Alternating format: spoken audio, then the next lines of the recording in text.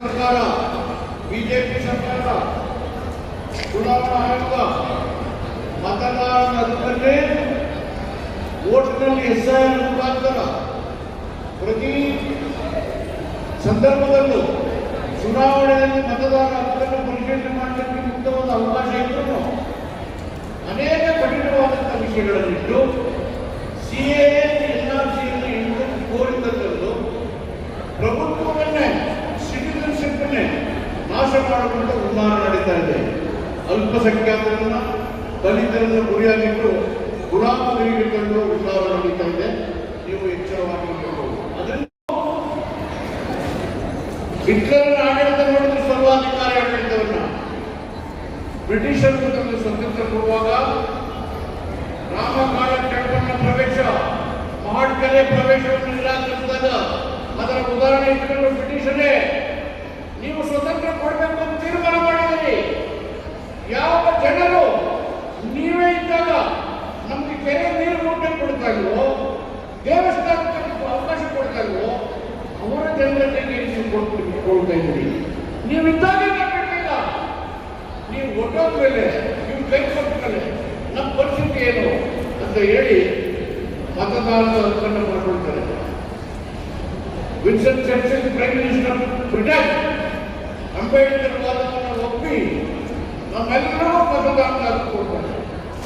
ಆ ಮತದಾನದ ಹಕ್ಕಿನಿಂದ ಬಾಬಾ ಸಾಹೇಬ್ ಅಂಬೇಡ್ಕರ್ ಸಂತೋಷಪಟ್ಟು ಹೇಳಿದ ಮಾತು, ಇಲ್ಲಿಯ ತನಕ ರಾಜ ಅರಮನೆಗೆ ಹೋಗ್ತಾ ಇದ್ದ, ಮತದಾನದ ಹಕ್ಕು ಬಂದ ಮೇಲೆ ಮತಗಟ್ಟೆಯಲ್ಲಿ ಹೋಗ್ತಾನೆ ಅಂತ ಹೇಳಿದ್ದಾರೆ. ಅದಕ್ಕೆ ನಮ್ಮ ಶ್ರೇಷ್ಠ ನಾಯಕರಾದಂಥ ಕೃಪಲಾನಿಯವರು ಏನು ಬಾಬಾ ಸಾಹೇಬ್ ಅಂಬೇಡ್ಕರ್ಗೆ ಸಂತೋಷ ಆಗಿದ್ದಾರಲ್ಲ ಅಂತ ಹೇಳಿ ಮತದಾನದ ಹಕ್ಕನ್ನು ಈ ಮಾತನ್ನು ಹೇಳ್ತಾರೆ. ಅಯ್ಯೋ ನಿಮಗೆಲ್ಲ ಭ್ರಮೆ, ಈ ಜನ ಬಡವರು, ಅವರ ಮತವನ್ನ ಹಣ ಕೊಟ್ಟು ನಾವು ಖರೀದಿ ಮಾಡಬೇಕು ಅಂತ ಹೇಳ್ತಾರೆ. ವಾಪಸ್ ಅವ್ರು ಏನು ಹೇಳ್ತಾರೆ ಅಂದ್ರೆ, ಮತವನ್ನು ನಾವು ಹಣ ಕೊಟ್ಟು ಖರೀದಿ ಮಾಡುವಂತ ಮನೋಪ್ರವೃತ್ತಿ ನಿಮಗಿದ್ರೆ ನಿಮ್ಮಂತ ದೊಡ್ಡ ಶಿಕ್ಷಕ ಪ್ರಜಾಪ್ರಭುತ್ವದಲ್ಲಿ ಯಾರು ಇಲ್ಲ ಅಂತ ಹೇಳಿ ಹೇಳ್ತಾರೆ. ಅಂದ್ರೆ ನೀವು ಜಾಗೃತಿ ಆಗಬೇಕಾಗಿದ್ದು ಮತವನ್ನ ಹಣಕ್ಕೆ ಮಾರಾಟ ಮಾಡಿದ ರೀತಿ ಎಚ್ಚರಿಕೆ ವಹಿಸುವುದು. ಹಣ ಇರೋರು ವೋಟ್ಗಳನ್ನು ಹೆಂಗಾರು ಕೊಡ್ಕೊಂಡು ಅಧಿಕಾರಕ್ಕೆ ಬರಬಹುದು ಅಂತ ಹುನ್ನಾರ ನಡೀತಾ ಇದೆ. ರಾಜಕೀಯ ಅಧಿಕಾರ ನಮ್ಮ ಸಮಸ್ಯೆಗಳ ಬೀಗದಲ್ಲಿ ಆದ್ರೆ ಅಧಿಕಾರ ಹೆಂಗಾರು ಕೈಲಿರಬೇಕು ಅಂತ ಹೇಳಿದ್ರು. ಯೋಗ್ಯರ ಕೈಯಲ್ಲಿ, ಸಮರ್ಥರ ಕೈಯಲ್ಲಿ, ವಿವೇಚನೆಯುಳ್ಳವರ ಕೈಯಲ್ಲಿ ಅಧಿಕಾರ ಇರಬೇಕು ಅಂತ ಹೇಳಿದ್ರು. ಈಗ ಯಾರು ಬೇಕಾದರೂ ಅಧಿಕಾರಕ್ಕೆ ಬರುವುದು ದುಡ್ಡಿದ್ರೆ ಅಂತಕ್ಕಂಥ ವಾತಾವರಣ ಸೃಷ್ಟಿ ಆಗ್ತಾ ಇದೆ. ಇದರ ವಿರುದ್ಧ ನೀವು ಜಾಗೃತಿ ಆಗಬೇಕು. ಸ್ವತಃ ಕೇಂದ್ರ ಸರ್ಕಾರ ಜಾಗೃತಿ, ಅಂತ ಜಾಗೃತಿಯನ್ನು ಮೂಡಿಸಬೇಕು. ಮತ್ತು ನಮಗೆ ಮನಮೋಹನ್ ಸಿಂಗ್ ಅವರು ಉದ್ಯೋಗ ಭರವಸೆ ಯೋಜನೆಯನ್ನ ಕೊಟ್ಟಿದ್ರು. ಎಲ್ಲ ಪಂಚಾಯತ್ಗಳು ದುಡ್ಡು ಕೊಡ್ತಿದ್ರು, ಎಲ್ಲ ಗ್ರಾಮಗಳು ಉದ್ಯೋಗ ನಡೀತಾ ಇದೆ.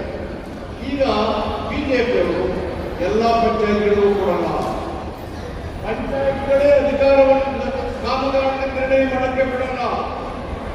ಅವ್ರು ಯಾವ ಪಂಚಾಯತ್ ಇಷ್ಟ ಇದೆ ಅದಕ್ಕೆ ದುಡ್ಡು ಕೊಡ್ತಾರೆ. ಯಾರು ಕೊಡ್ತಾ ಇರ್ತಾರೆ ಕಾಂಟ್ರಾಕ್ಟರ್ಗಳು ಅವರ ಮುಖಾಂತರ ಕೆಲಸ ಮಾಡಲಿಕ್ಕೆ ಮಾಡ್ತಾ ಇದ್ದಾರೆ.